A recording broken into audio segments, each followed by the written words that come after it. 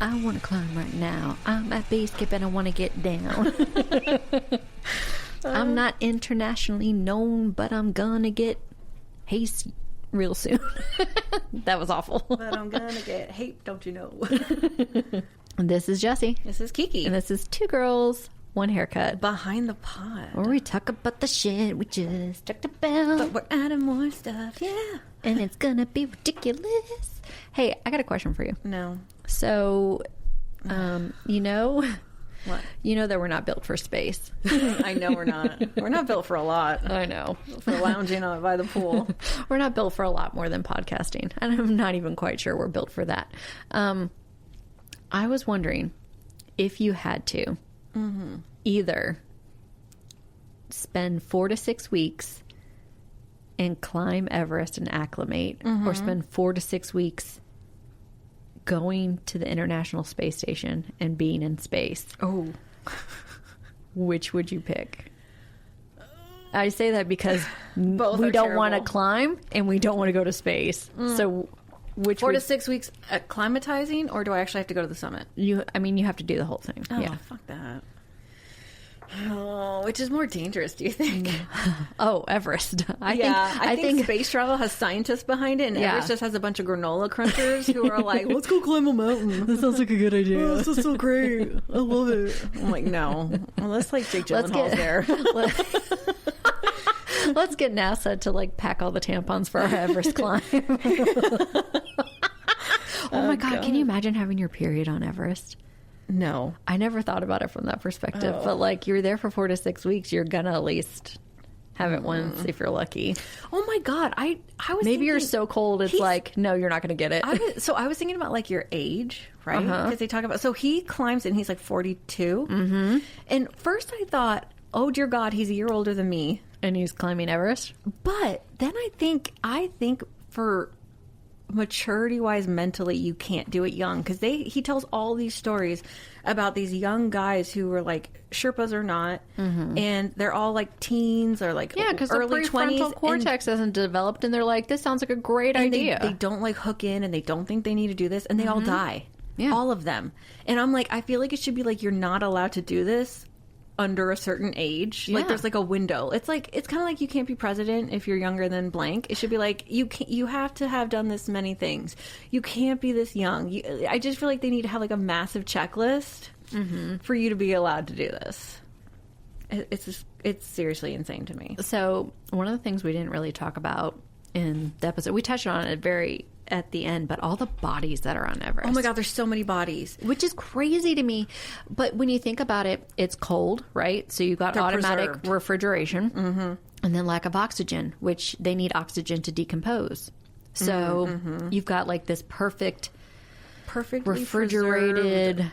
And they're like, ice box. They use them as markers when they climb. Yeah. Did you know that one of them's referred to as green boots? Do you know that guy who died and was referred to as green boots actually died during the 1996 storm? Oh, really? He just wasn't part of Rob or I didn't know Scott's that. expedition. His name was, I'm going to butcher this. He was an Indian mountaineer named Teswing. No, it's a silent T. Oh, Swing. Sewang? Sawang Paljor. Paljor? And he died during the storm. I didn't realize he was a part of that same time. I know. Isn't that crazy that he died on that expedition? Because I told you more people died. It's just, unfortunately, Rob and Scott We just couldn't get into all them get a little bit more Oh my God, attention. there's people who go to try to summit the next day. Yeah. And they're like, oh, there's Rob. There's a Fisher's dead body. Really? Yes. I didn't know that. Yes. there's these different teams, and I think it's a South African team. Oh, well, that sounds right. Yeah, not the Taiwanese, because I don't think they could have made it. When you read the book, he's like, this team is going to fuck everybody up. They just, like, they don't know what they're doing, and they all have, like, the Taiwanese team, the South African team, the this. And, yeah, I think it's the South Africans that, like, there was also another team, I don't know if it was the South Africans or somebody else, where they needed their radio to call for help, and they refused to give them their radio. Oh, wow. Oh, yeah, but it's crazy. So Green Boots, for more than 2 decades, his frozen body was curled in a limestone alcove at 8,500 probably sat down because he was meters, tired. which is about 27,000 feet. It's in the death zone and served as a grim landmark for climbers. Because you were close to the summit, but right? in 2014, Chinese authorities had the body moved to a less visible part of the mountain. Notice they didn't take him down the mountain because they say, like, it's too once much. It's hard. Yeah, that it's basically impossible death to take him down. But they moved it because of how his body was being used as a trail marker, and they felt like that was inappropriate and disrespectful, which it is. But also at the same time, like when you said when you're up there, it's every man for himself. It is. They're like, so, you can't. I mean, you don't really get to have the grace of being like, oh, that's disrespectful, let's move him, you know. Well, did you know about Sleeping Beauty? No. Well, that's what they like call the her. movie. No, like she was an American mountaineer, Frances, like Arsentive, and she's still on the mountain. Oh, geez. And I think she was climbing with her husband, and he made it and she didn't. But like, they call her Sleepy Beauty because she's just laying there, out in the open, peacefully laying there. Oh my and they God. eventually moved her body to a like more inconspicuous like location because she's no longer visible to climbers, they say. But before it was like, you're just climbing and there's her just hanging out dead. So Binky and I watched the movie last night, Project Hail Mary. Oh my God, you watched it? It was so good. Don't tell me anything. I want to watch it so bad. It is so stinking good. I know. And honestly, Josh made me want to watch it because Josh told Binky he watched it and that he watched it like... I've told you I wanted to see this forever. I know, I'm just saying. But he said he watched it like twice in a week. It was so good. Yeah. And I was like, oh my God, I want to see it. I want to see it. I want to see it. And so we watched it last night. It is so good. We need to talk about it another time. But here's my other question. If you died and you're in space, or you die and you're on the mountain, like what they do sometimes is like lower a body into a crevasse. Yeah. Or if you're in space, they Jettison you. and shoot you out into Yeah, space. Which would you prefer? I'm dead. Does it matter? Well, that's what I'm asking you. Which would you prefer? If you Ooh, crevasse. I don't want to be. I don't want to be floating around space. I feel the same way. I want to be. I'm dead. I still don't want it. I think I would rather crevasse too. Crevasse me, please. It feels more like traditional, I think. It's so gross. It's like out to sea, but it's like creepy. No, ew, I don't like that. So one of the people that was on the Mountain Madness expedition, her name is Sandy Pittman. Yeah, we didn't really talk about her. We didn't, but I want to kind of to like... She was with Fisher. She was with Fisher's group. Yeah, Scott Fisher's group, the Mountain Madness. It was actually her third time trying to summit. So she had gone but not summited? Yes, she had been 2 other times prior and hadn't summited. But she got a lot of flack because she was a New York socialite. Yeah. And... you know, I read this article that recently came out like this year in the Times, and she was saying that for basically the past 30 years, anytime she posts anything online and stuff like that, that she is just constantly harassed because she's a woman. Yes, she's a woman. People want to blame people. Worst. But in Krakauer's book, he talks about that Sandy was short roped, which is basically when a Sherpa or a guide takes a climbing rope and ties you closely to them so that... like on a leash and they drag your ass. It's like, like when you're at Disney and you see the little kids on the leashes. It's like that. It's basically like it's that. And they're dragging you up a mountain. Sometimes they do it, though, for security because they're like, you're wobbling and I'm worried you're going to like, you know. Yeah. So Lop Song, one of the Sherpas for... Fisher's group was said to have short rope Sandy and like pulled her up the mountain. But there are so many different accounts because one person says everybody thought it was strange because that's not normal procedure. Correct. They all said that they looked over and they were like, what WTF is happening? And then she says she didn't want it. Yeah. She's like, I didn't want it. I didn't ask him to do that. And then they're like, well, it's just a carabiner clip. Why didn't would you not just like unclip it? Yeah.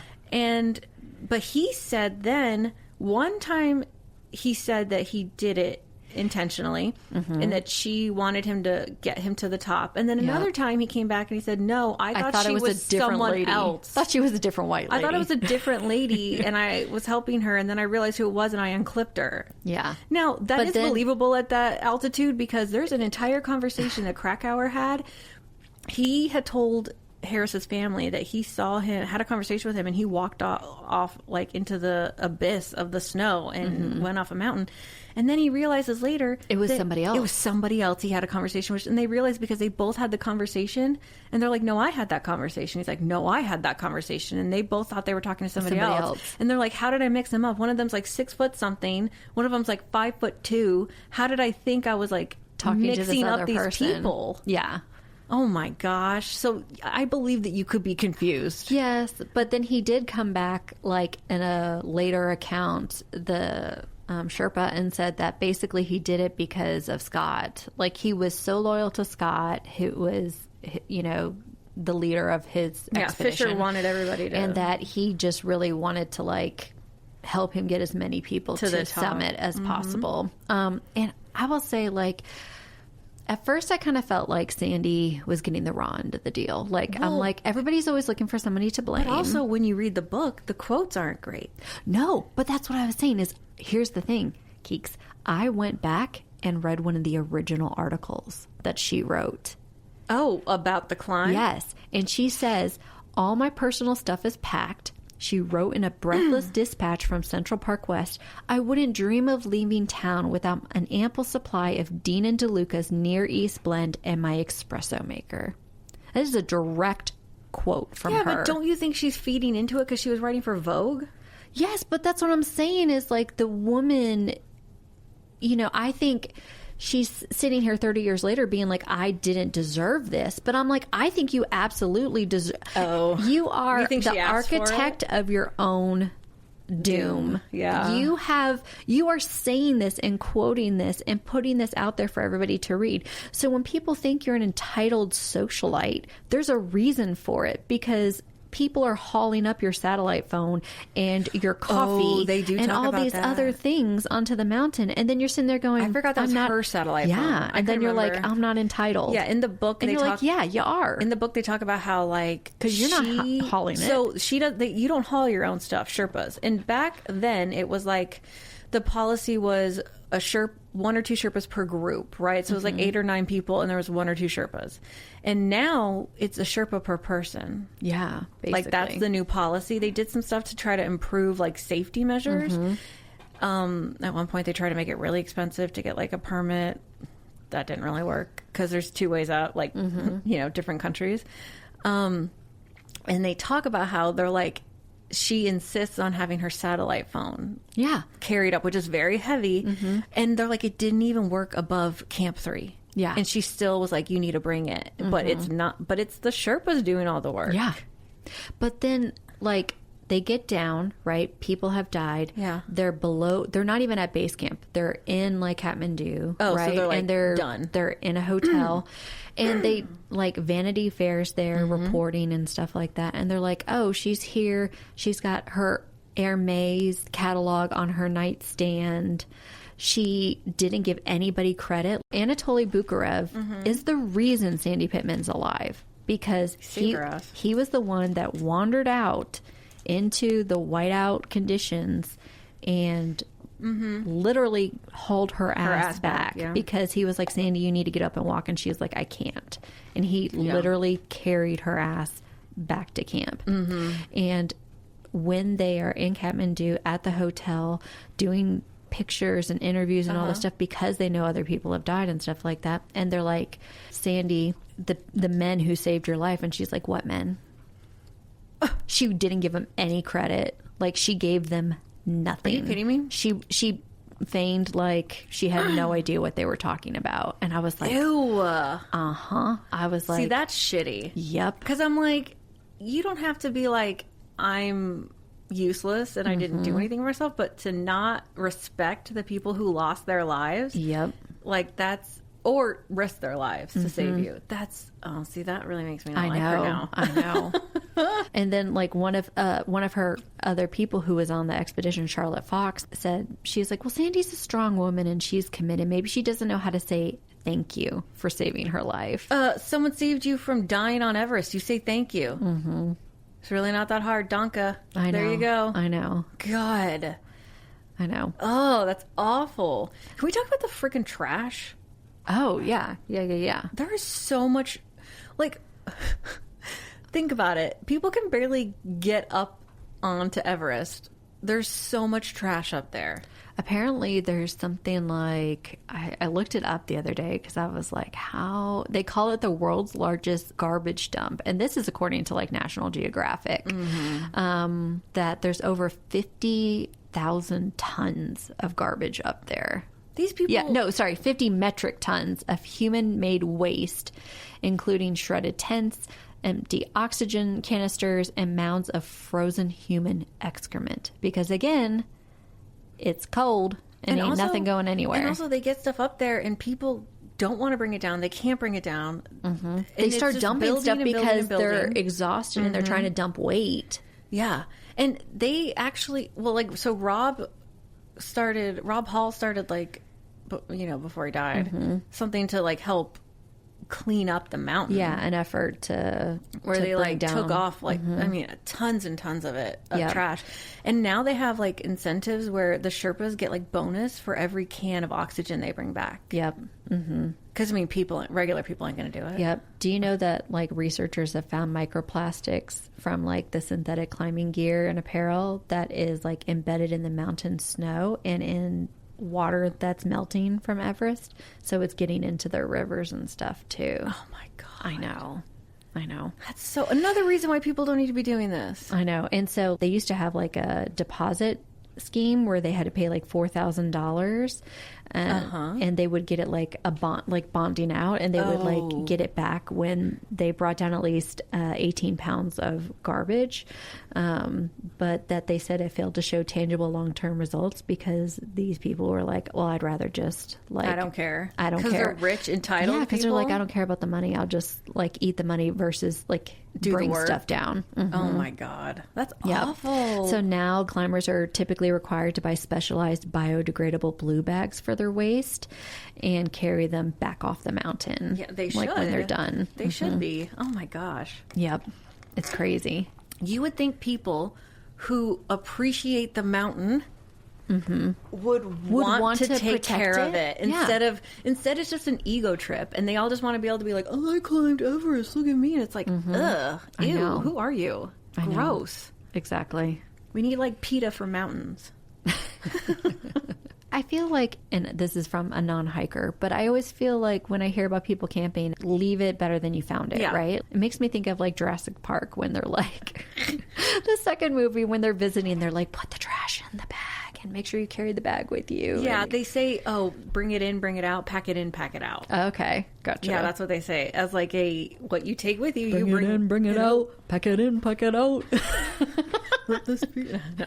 Yeah, so they're like, leave no trace principles. Gotcha. That's what they do. Yeah. They're like, don't be gross. Ugh.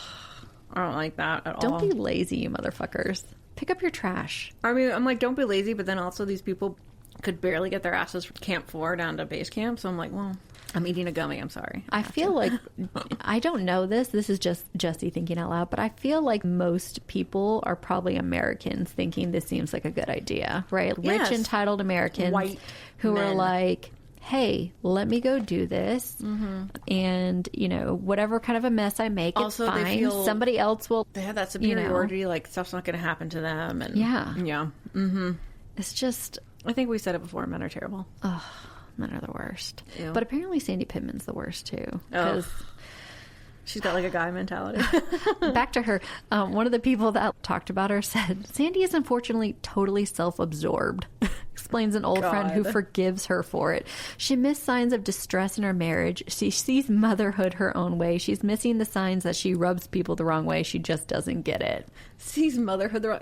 She's a bad mom. So here's the thing. She came back, got divorced, and then her son and her are estranged, and she says it's because of all the negative press that she got. And I was like, bitch, it's not from negative press. No, it's because you can't fucking read a room, okay? Like, let's call it what it is. She's gonna be like those two girls with that haircut. They're so mean to me. Also, did you know, so in the book, Into Thin Air, John talks about X and Y making boom boom on the mountain. Oh my God. Do you know that's Sandy?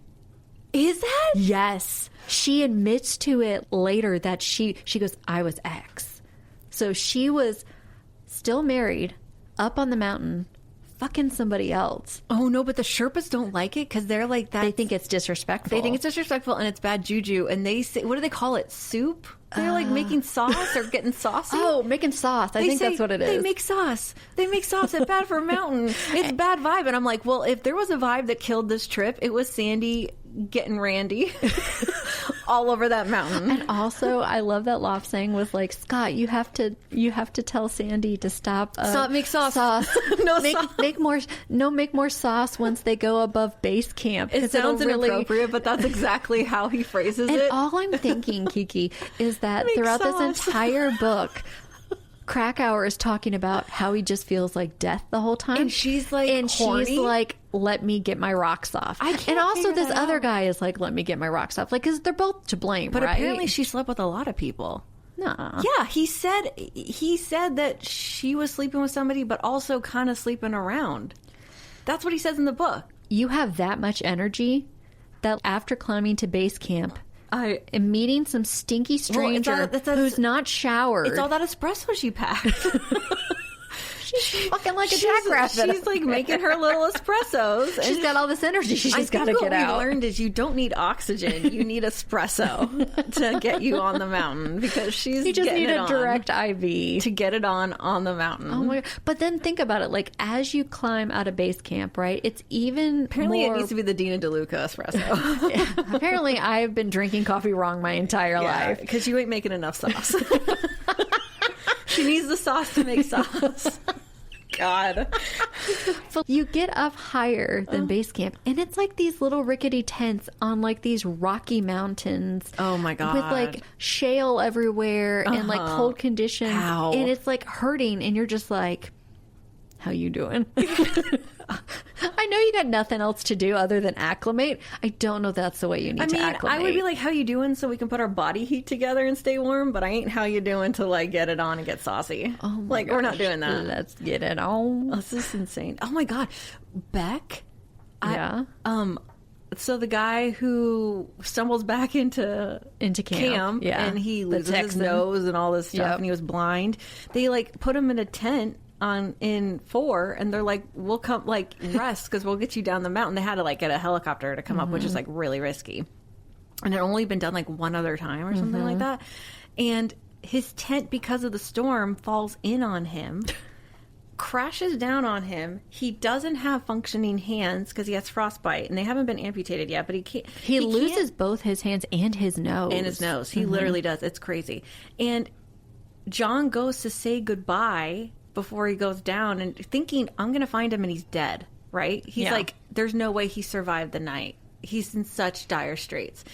And the tent has collapsed on him, and all night it's like blowing down on him, and he like partly suffocates, and then like the wind eases up and he's able to breathe again, and his jacket is unzipped. He can't zip anything up or pull anything on because he doesn't have functioning fingers. And they're like, how the fuck did this guy make it another night when his tent was suffocating him? None of his stuff was zipped up, and he's like, I've been yelling for hours but no one could hear him over the storm. See, this is why Texans are awesome.